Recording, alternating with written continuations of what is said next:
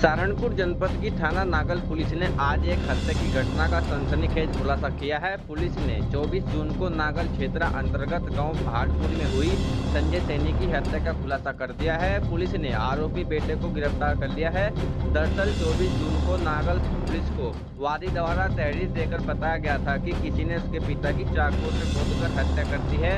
Police ने जब छानबीन शुरू की तो पुत्र को हिरासत में ले लिया और पूछताछ की। पुत्र ने ही पिता की हत्या करना कबूल किया है। उसने बताया है कि पिता के द्वारा उसको खर्च के लिए पैसा नहीं दिया जाता था तथा पिता के द्वारा कर्ज के कारण कुछ जमीन को भी बेच दिया था और उसे पैसे को भी उड़ा दिया था, जिससे पुत्र नाखुश था और उसने अपने पिता की चाकू से गोदकर हत्या कर दी।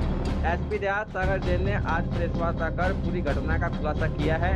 एसपी देहात सागर जेल ने बताया है कि पैसे नहीं देने पर बेटे ने पिता की हत्या की थी। पुलिस ने आरोपी बेटे को गिरफ्तार करते हुए हत्या में प्रयुक्त चाकू को भी बरामद कर लिया है। फिलहाल पुलिस ने पिता के हत्यारे बेटे को सलाखों के पीछे भेज दिया है।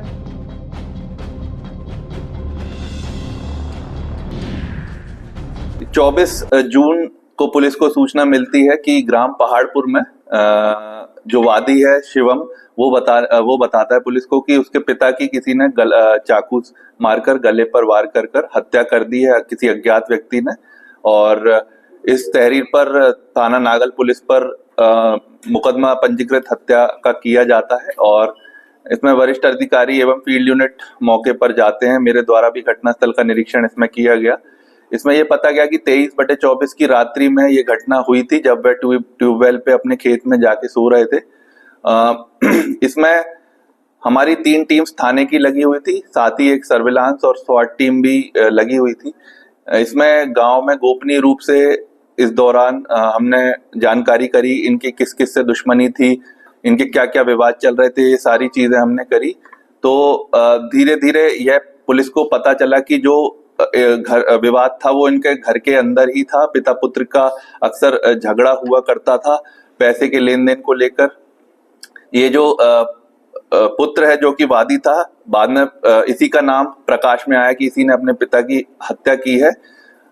अभियुक्त जो है शिवम, उसको आज सुबह थाना नागल पुलिस ने गिरफ्तार किया है और इनकी निशानदेही पर जो घटना में प्रयुक्त चाकू था वो भी इन्होंने बरामद किया है और आज इन्हें माननीय न्यायालय के समक्ष पेश किया जा रहा है।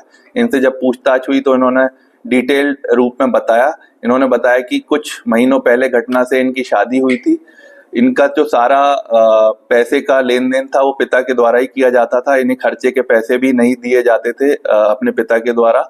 और जो बताते थे कि इनके पिता पर काफी कर्ज था, जो कि उन्होंने अपने जमीन की 4 बीघा जमीन जो है बेची। और ये बता रहा था कि तब भी कर्ज नहीं उतरा। ये पिता जो है वो किसी अन्य चीजों में पैसे को उड़ा दिया करते थे और बार बार इन पे दबाव बनाते थे कि खुद पैसा कमाओ, मुझसे पैसा मत लो। तो इसे खर्चे के भी पैसे नहीं दिया करता था। इसी चीज को लेकर पिता पुत्र में झगड़ा भी हुआ करता था। यह चीज पुलिस को गोपनीय रूप से गांव में मुखबिरों के द्वारा भी पता चली। फिर जब इसे सख्ती से पूछताछ किया गई तो इसने घटना कबूल किया और घटना में प्रयुक्त जो है आला कत्ल भी बरामद किया और आज इसे गिरफ्तार कर माननीय न्यायालय इसको बताया गया कि रसोई से घर का चाकू ले गया बीवी की जीता मांग तो क्या कहना कि इसकी बीवी इसके साथ कुछ शामिल? जी, इसकी जो वाइफ है वो घटना से करीब 4-5 दिन पहले ही अपने मायके चली गई थी। उनकी मायके जाने का कारण भी यही था कि जो विवाद होते थे घर में पैसे के लेन देन के लिए, बीवी भी खर्च का जो पैसा मांगती थी वो उसे नहीं मिल पाता था। तो यह इससे झगड़ा करके जो है अपने मायके चली गई थी।